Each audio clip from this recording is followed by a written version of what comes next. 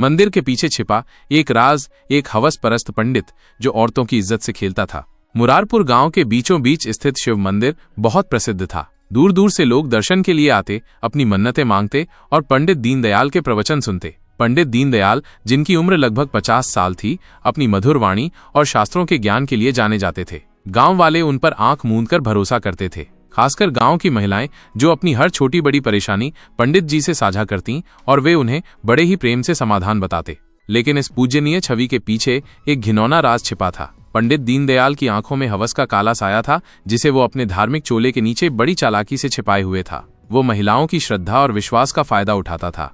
एक दिन गांव की एक सीधी सादी युवती राधिका मंदिर में दर्शन के लिए आई। उसकी शादी तय हो गई थी और वो पंडित जी से आशीर्वाद लेने आई थी। पंडित दीनदयाल ने उसे आशीर्वाद दिया और फिर धीरे से कहा, बेटी, तुम्हारे विवाह में कुछ बाधाएं दिख रही हैं, तुम्हें विशेष पूजा करवानी होगी। राधिका भूली थी, उसने तुरंत हामी भर दी। पंडित जी ने उसे पूजा के लिए रात में मंदिर के पिछले हिस्से में आने को कहा, जहां सिर्फ वो और राधिका होंगे।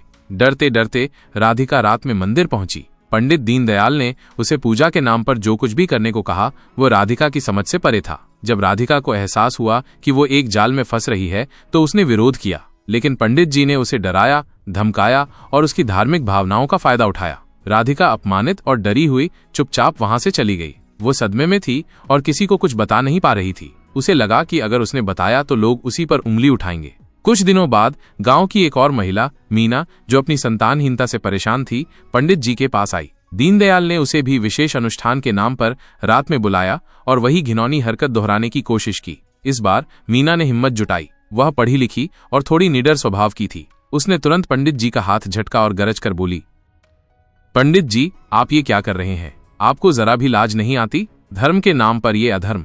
मीना ने वहां से भागकर अपने पति को सारी बात बताई। पहले तो उसके पति ने विश्वास नहीं किया, लेकिन मीना के दृढ़ निश्चय और गुस्से ने उन्हें सोचने पर मजबूर किया। मीना ने फिर गांव की अन्य महिलाओं से बात की। धीरे धीरे राधिका और कुछ अन्य महिलाओं ने भी अपनी आप बीती सुनाई, जिनकी इज्जत से पंडित दीनदयाल ने खेलने की कोशिश की थी या खेल चुका था। गांव में फुसफुसाहट शुरू हुई। धीरे धीरे ये फुसफुसाहट एक आग की तरह फैल गई। गांव के बड़े बुजुर्गों ने पंचायत बुलाई। पंडित दीनदयाल को बुलाया गया, लेकिन वो अपने झूठ और बहाने बनाने लगा। तब मीना और राधिका ने हिम्मत कर पूरी पंचायत के सामने अपनी आप बीती सुनाई। उनका दर्द और आक्रोश पंचायत के सामने था। गांव वाले सन्न रह गए। जिस पंडित पर वे इतना भरोसा करते थे, वो इतना नीच हो सकता है, ये सुनकर उन्हें गहरा सदमा लगा। पंचायत ने सर्वसम्मति से पंडित दीनदयाल को मंदिर से निकालने और गांव से बहिष्कृत करने का फैसला सुनाया। पंडित दीनदयाल का मुख काला पड़ गया। उसका राज सबके सामने आ चुका था। उसे गांव छोड़कर जाना पड़ा।